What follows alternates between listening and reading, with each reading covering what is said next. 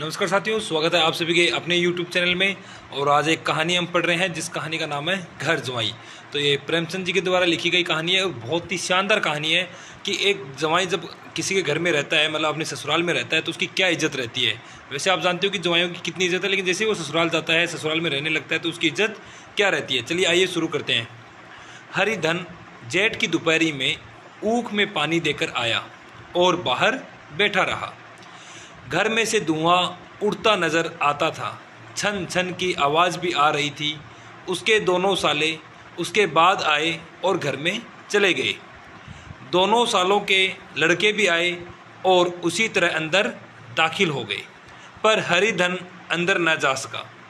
इधर 1 महीने से उसके साथ यहाँ जो बर्ताव हो रहा था, और विशेषकर कल उसे जैसी फटकार सुननी पड़ी थी, वह उसके पाँव में बेड़िया सी डाले हुए था। कल उसकी सास ने कहा था, मेरा जी तुमसे भर गया, मैं तुम्हारी ज़िंदगी भर का ठीका लिए बैठी हूँ क्या। और सबसे बढ़कर अपनी स्त्री की निष्ठुरता ने उसके हृदय के टुकड़े टुकड़े कर दिए थे। वह बैठी यह सब फटकार सुनती रही, पर एक बार तो उसके मुँह से न निकला, अम्मा तुम क्यों इनका अपमान कर रही हो। बैठी गट सुनती रही। शायद मेरी दुर्गति पर खुश हो रही थी। इस घर में यह कैसे जाए, क्या फिर वहीं गालियाँ खाने, वहीं फटकार सुनने के लिए। और आज इस घर में जीवन के 10 साल गुजर जाने पर यह हाल हो रहा है। मैं किसी से कम काम करता हूँ। दोनों साले मीठी नींद सो रहते हैं और मैं बैलों को सानी पानी देता हूँ, छांटी काटता हूँ। वहाँ सब लोग पल पल पर चिल्लम पीते हैं, मैं आंख बंद किए अपने काम में लगा रहता हूँ।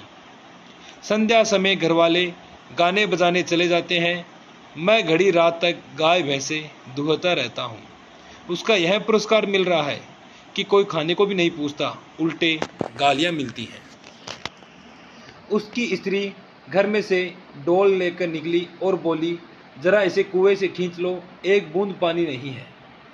हरिधन ने डोल लिया और कुएं से पानी भर लाया। उसे जोर की भूख लगी हुई थी। समझा अब खाने को बुलाने आवेगी, मगर स्त्री डोल लेकर अंदर गई तो वहीं की हो रही। हरिधन थका मांदा क्षुधा से व्याकुल पड़ा पड़ा सो गया। सहसा उसकी स्त्री गुमानी ने आकर उसे जगाया। हरिधन ने पड़े पड़े कहा, क्या है, क्या पड़ा भी न रहने देगी या और पानी चाहिए। गुमानी कटु स्वर में बोली, गुर्राते क्यों हो, खाने को तो बुलाने आई हूँ। हरिधन ने देखा उसके दोनों साले और बड़े साले के दोनों लड़के भोजन किए चले आ रहे थे। उसकी देह में आग लग गई।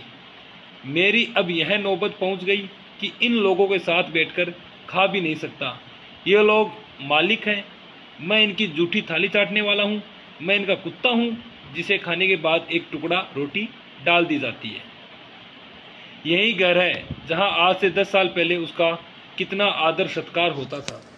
साले गुलाम बने रहते थे, सास मुँह जोहती रहती थी, स्त्री पूजा करती थी। तब उसके पास रुपए थे, जायदाद थी। अब वह दरिद्र है। उसकी सारी जायदाद को इन्हीं लोगों ने कूड़ा कर दिया। अब उसे रोटियों के भी लाले हैं। उसके जी में एक ज्वाला सी उठी कि इसी वक्त अंदर जाकर सास को और सालों को भिगो भिगो कर लगाई, पर जब्त करके रह गया। पड़े पड़े बोला, मुझे भूख नहीं है, आज न खाऊंगा। गुमानी ने कहा, न खाओगे मेरी बला से। हाँ नहीं तो खाओगे, तुम्हारे ही पेट में जाएगा, कुछ मेरे पेट में थोड़े ही चला जाएगा। हरिधन का क्रोध आंसू बन गया। यह मेरी स्त्री है जिसके लिए मैंने अपना सर्वस्व मिट्टी में मिला दिया।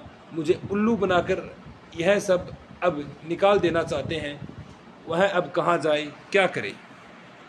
उसकी सास आकर बोली, चलकर क्या खा क्यों नहीं लेते जी, रूठते किस पर हो। यहाँ तुम्हारे नखरे सहने का किसी में बूता नहीं है। जो देते हो वह मत देना, और क्या करोगे। तुमसे बेटी ब्याही है, कुछ तुम्हारी जिंदगी का ठीका नहीं लिखा है। हरिधन ने मर्म आहत होकर कहा, हाँ अम्मा, मेरी भूल थी कि मैं यही समझ रहा था। अब मेरे पास क्या है कि तुम मेरी जिंदगी का ठीका लोगी। जब मेरे पास भी धन था तब सब कुछ आता था, अब दरिद्र हूँ तुम क्यों बात पूछोगी।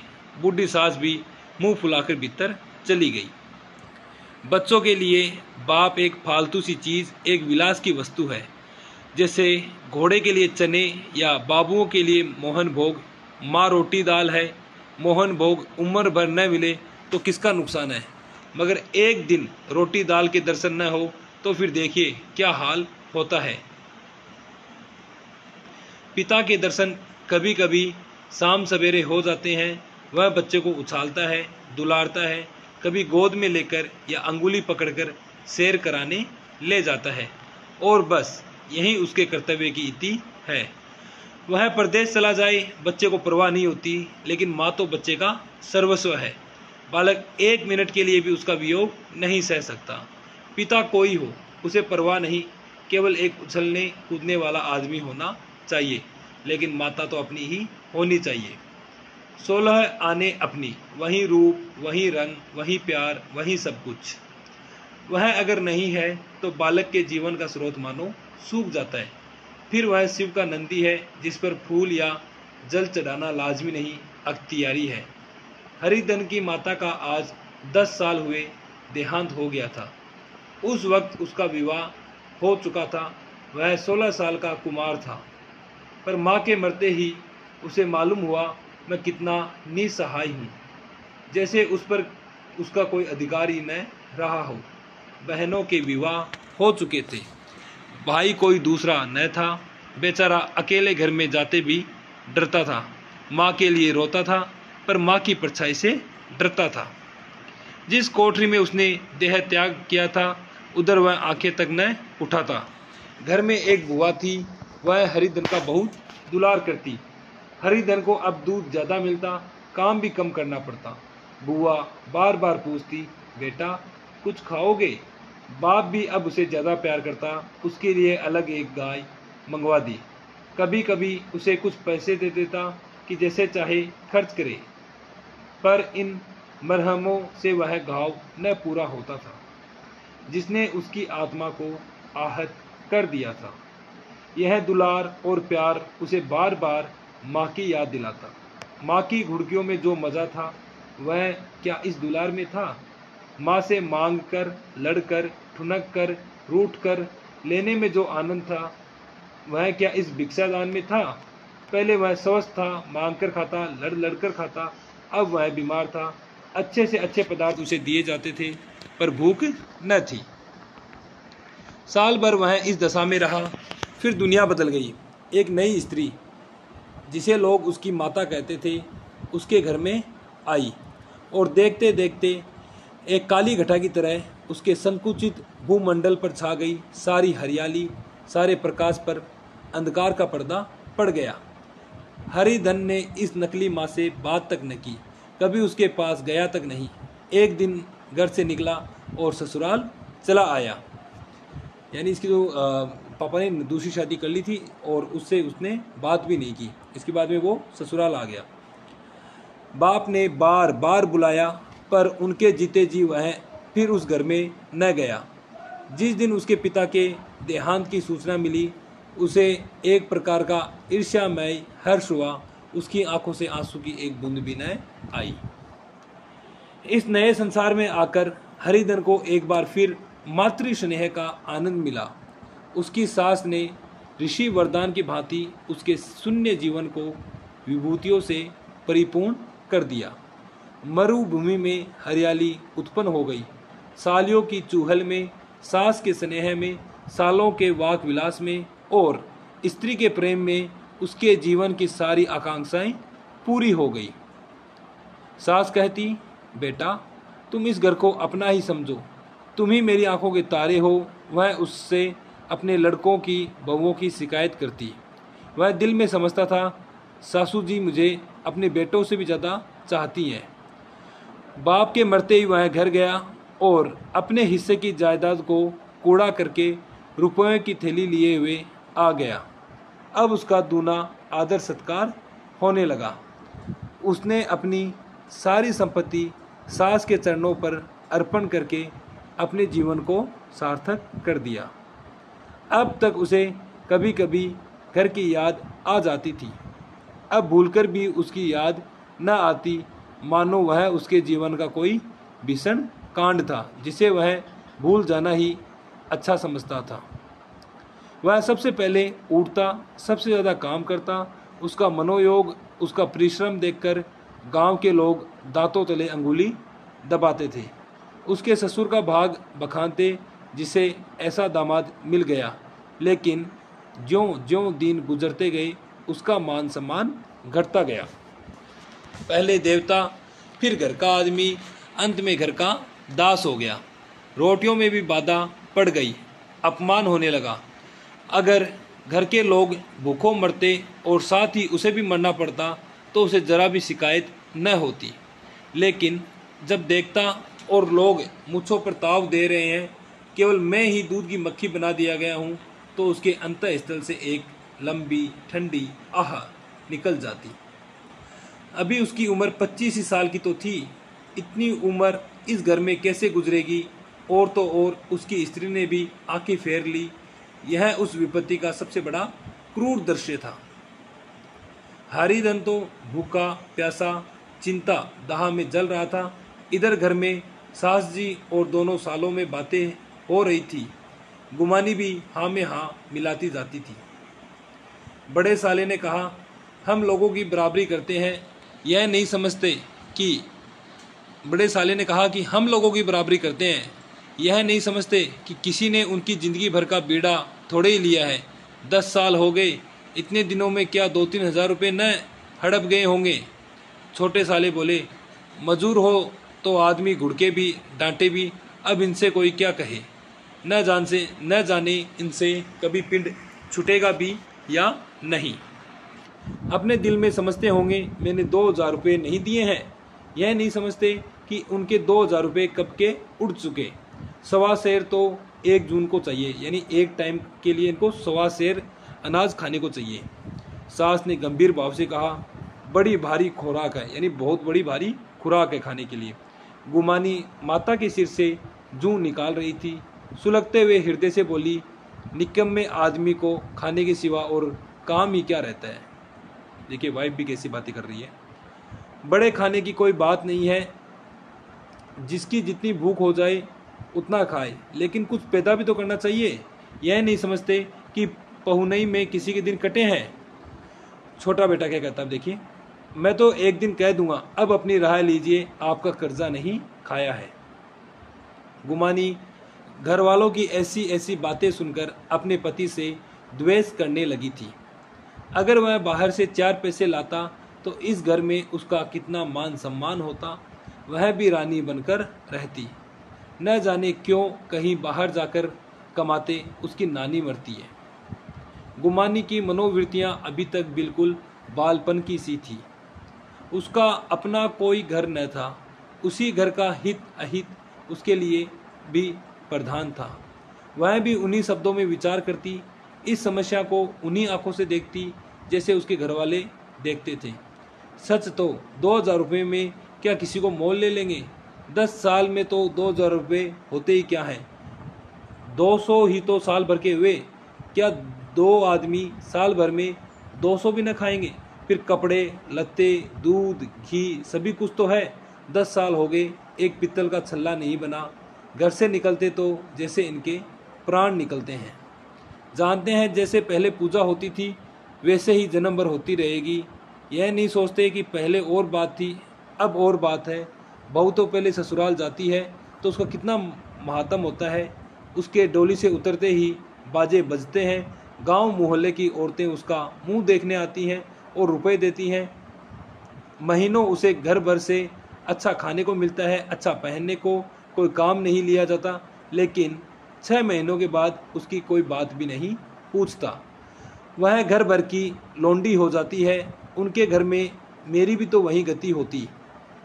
फिर काहे का रोना?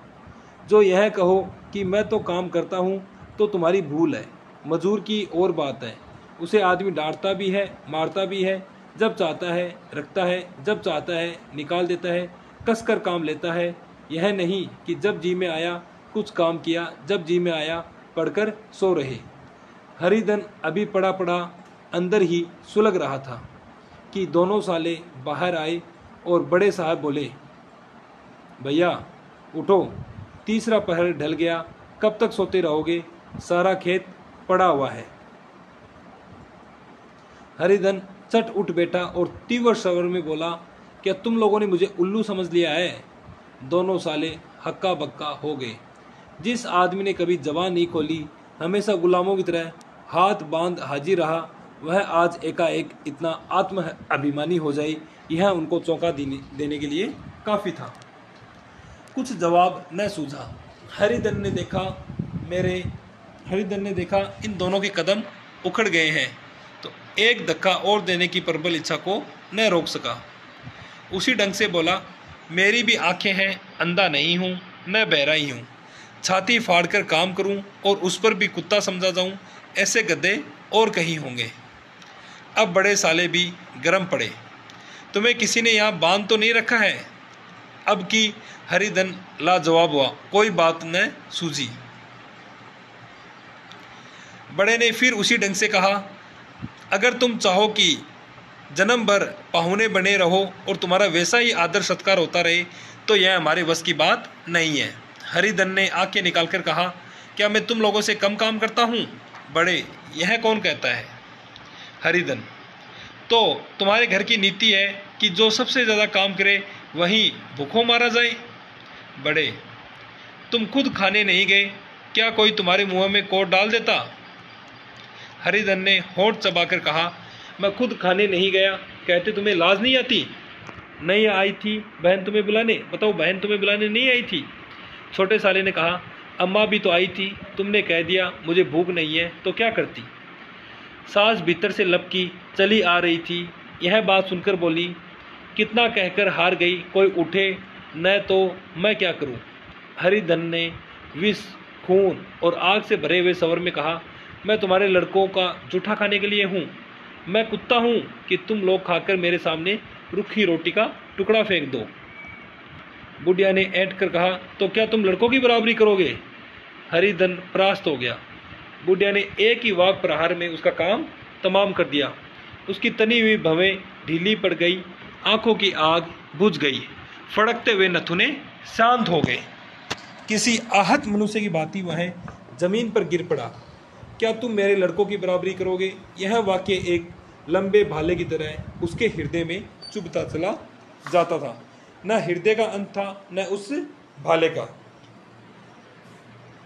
सारे घर ने खाया पर हरिधन न उठा। सास ने मनाया, सालियों ने मनाया, ससुर ने मनाया, दोनों साले मनाकर थक गए। हरिधन न उठा, वहीं द्वार पर एक टाट पर पड़ा था। उसे उठाकर सबसे अलग कुएं पर ले गया और जगत पर बिछाकर पड़ा रहा। जगत यानी कुएं के ऊपर जो पत्थर होता है, उसके ऊपर सोकर सो गया। रात भीग चुकी थी। अनंत प्रकाश में उज्जवल तारे बालकों की भांति क्रीड़ा कर रहे थे। कोई नाचता था, कोई उछलता था, कोई हंसता था, कोई आंखें मीचकर फिर खोल देता, कोई साहसी बालक सपाट भरकर एक पल में उस विस्तृत क्षेत्र को पार कर लेता था और न जाने कहां छिप जाता था। हरिधन को अपना बचपन याद आया, जब वह भी इसी तरह क्रीड़ा करता था। उसकी बाल स्मृतियां उन्हीं चमकीले तारों की भांति पर ज्वलित हो गई। वह अपना छोटा सा घर, वह आम के बाग जहां वह केरिया चुना करता था, और वह मैदान जहां वह कबड्डी खेला करता था, सब उसे याद आने लगे। फिर अपनी स्नेहमयी माता की सदैव मूर्ति उसके सामने खड़ी हो गई। उन आंखों में कितनी करुणा थी, कितनी दया थी। उसे ऐसा जान पड़ा मानो माता आंखों में आंसू भरे उसे छाती से लगा लेने के लिए हाथ फैलाए उसकी ओर चली आ रही है। वह उस मधुर भावना में अपने को भूल गया। ऐसा जान पड़ा मानो माता ने उसे छाती से लगा लिया है, उसके सिर पर हाथ फेर रही है। वह रोने लगा, फूट फूट कर रोने लगा। उसी आत्म सम्मोहित दशा में उसके मुंह से यह शब्द निकला, अम्मा तुमने मुझे इतना भुला दिया, देखो तुम्हारे प्यारे लाल की क्या दशा हो रही है। कोई उसे पानी को भी नहीं पूछता, क्या जहां तुम हो वहां मेरे लिए जगह नहीं है? सहसा गुमानी ने आकर पुकारा, क्या सो गए तुम? नौज किसी को ऐसी राक्षसी नींद आए, चलकर खा क्यों नहीं लेते? कब तक कोई तुम्हारे लिए बैठा रहे? हरिधन उस कल्पना जगत से क्रूर प्रत्यक्ष में आ गया। वहीं कुएं की जगत थी, वहीं फटा हुआ टाट, और गुमानी सामने खड़ी कह रही थी, कब तक तुम्हारे लिए बैठे रहें? हरिधन उठ बैठा और मानो तलवार म्यान से निकालकर बोला, भला तुम्हें मेरी सुध तो आई, मैंने तो कह दिया था मुझे भूख नहीं है। गुमानी, तो कै दिन न खाओगे? अब इस घर का पानी भी न पीऊंगा, तुझे मेरे साथ चलना है या नहीं? दृढ़ संकल्प से भरे हुए इन शब्दों को सुनकर गुमानी सहम उठी, बोली, कहाँ जा रहे हो? हरिधन ने मानो नशे में कहा, तुझे इससे क्या मतलब, मेरे साथ चलेगी या नहीं? फिर पीछे से न कहना, मुझसे कहा नहीं। गुमानी आपत्ति के भाव से बोली, तुम बताते क्यों नहीं, कहाँ जा रहे हो? तुम मेरे साथ चलेगी या नहीं? जब तक तुम बता न दोगे मैं नहीं जाऊंगी। तो मालूम हो गया तुम जाना नहीं चाहती, मुझे इतना ही पूछना था, नहीं अब तक मैं आधी दूर निकल गया होता। यह कहकर वह उठा और अपने घर की ओर चला। गुमानी पुकारती रही, सुन लो, पर उसने पीछे फिरकर भी न देखा। 30 मील की मंजिल हरिधन ने 5 घंटों में तय की। जब वह अपने गांव की अमराइयों के सामने पहुंचा तो उसकी मातृ भावना उषा की सुनहरी गोद में खेल रही थी। उन वृक्षों को देखकर उसका विहल हृदय नाचने लगा। मंदिर का वह सुनहरा कलश देखकर वह इस तरह दौड़ा मानो एक छलांग में उसके ऊपर जा पहुंचेगा। वह वेग से दौड़ा जा रहा था मानो उसकी माता गोद फैलाए उसे बुला रही हो। जब वह आमों के बाग में पहुंचा, जहां डालियों पर बैठकर वह हाथी की सवारी का आनंद पाता था, जहां की कच्ची बेरों और लिसोड़ों में से एक स्वर्गीय स्वाद था, तो वह बैठ गया और भूमि पर सिर झुकाकर रोने लगा, मानो अपनी माता को अपनी विपत्ति कथा सुना रहा हो। वहां की वायु में, वहां के प्रकाश में मानो उसकी विराट रूपिणी माता व्याप्त हो रही थी। वहां की अंगुल अंगुल भूमि माता के पद चिन्हों से पवित्र थी। माता के स्नेह में डूबे हुए शब्द अभी तक मानो आकाश में गूंज रहे थे। इस वायु और इस आकाश में न जाने कौन सी संजीवनी थी जिसने उसके शोक आर्त हृदय को बाल उत्साह से भर दिया। वह एक पेड़ पर चढ़ गया और अधर से आम तोड़ तोड़ कर खाने लगा। सास के वह कठोर शब्द, स्त्री का वह निष्ठुर आघात, वह सारा अपमान वह भूल गया। उसके पांव फूल गए थे, तलवों में जलन हो रही थी, पर इस आनंद में उसे किसी बात का ध्यान न था, क्योंकि उसने 5 घंटे लगातार पैदल चलाए, जिसकी वजह से उसके पांव में जलन हो रही थी। सहसा रखवाले ने पुकारा, वह कौन ऊपर चढ़ा हुआ है रे? उतर अभी नहीं तो ऐसा पत्थर खींच के मारूंगा कि वहीं ठंडे हो जाओगे। उसने कई गालियां भी दी। इस फटकार और इन गालियों में से इस समय हरिधन को अलौकिक आनंद मिल रहा था। वह डालियों में छिप गया, कई आम काट काट कर नीचे गिराए और जोर से ठट्ठा मारकर हंसा। ऐसी उल्लास से भरी हुई हंसी उसने बहुत दिन से न हंसी थी। रखवाले को वह हंसी परिचित सी मालूम हुई, मगर हरिधन यहाँ कहाँ? वह तो ससुराल की रोटियां तोड़ रहा है।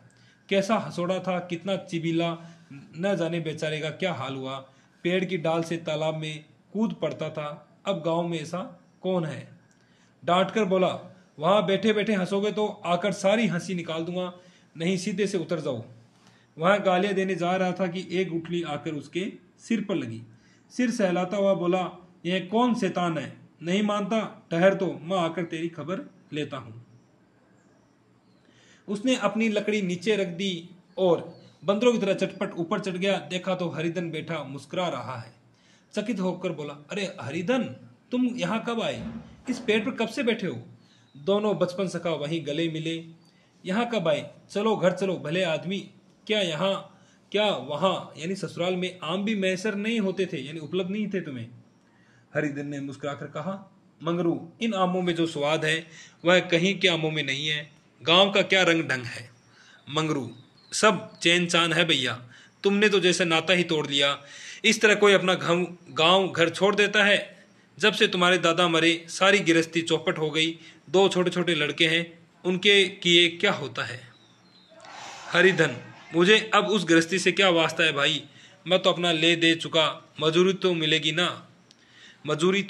ना। तुम्हारी गैया मैं ही चरा दिया करूंगा, मुझे खाने को दे देना। मंगरू ने अविश्वास के भाव से कहा, अरे भैया कैसी बातें करते हो? तुम्हारे लिए जान तक हाजिर है। क्या ससुराल में अब न रहोगे? कोई चिंता नहीं, पहले तो तुम्हारा घर ही है, उसे संभालो। छोटे छोटे बच्चे हैं, उनको पालो। तुम नई अम्मा से नाहक डरते थे, बड़ी सेधी है बेचारी, बस अपनी ही माँ समझो। तुम्हें पाकर तो निहाल हो जाएगी। अच्छा घरवाली को भी तो लाओगे? हरिधन, उसका मुंह अब न देखूंगा, मेरे लिए वह मर गई। मंगरू। तो दूसरी सगाई हो जाएगी, अब की ऐसी महरिया ला दूंगा कि उसके पैर धो धोकर पियोगे, लेकिन कहीं पहली भी आ गई तो हरिधन वह न आएगी। आगे देखिए, हरिधन अपने घर पहुंचा तो दोनों भाई भैया आए कहकर भीतर दौड़े और माँ को खबर दी। उस घर में कदम रखते ही हरिधन को ऐसी शांत महिमा का अनुभव हुआ मानो वह अपनी माँ की गोद में बैठा हुआ है।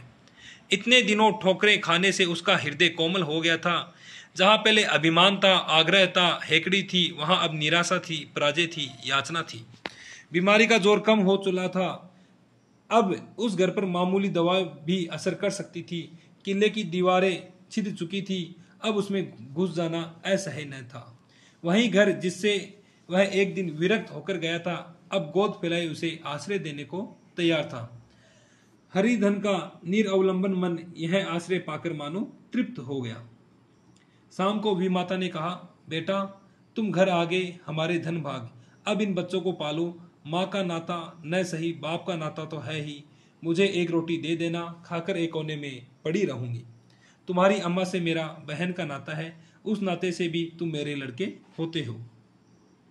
हरिधन की मात्र विहल आंखों को विमाता के रूप में अपनी माता के दर्शन हुए। घर के एक एक कोने में मात्र स्मृतियों की छटा चांदनी की भांति छिटकी हुई थी। विमाता का प्रौढ़ मुखमंडल भी उसी छटा से रंजित था। दूसरे दिन हरिधन फिर कंधे पर हल लेकर खेत को चला। उसके मुख पर उल्लास था, आंखों में गर्व है। वह अब किसी का आश्रित नहीं, आश्रय दाता था। किसी के द्वार का भिक्षुक नहीं, घर का रक्षक था। एक दिन उसने सुना गुमानी ने दूसरा घर कर लिया।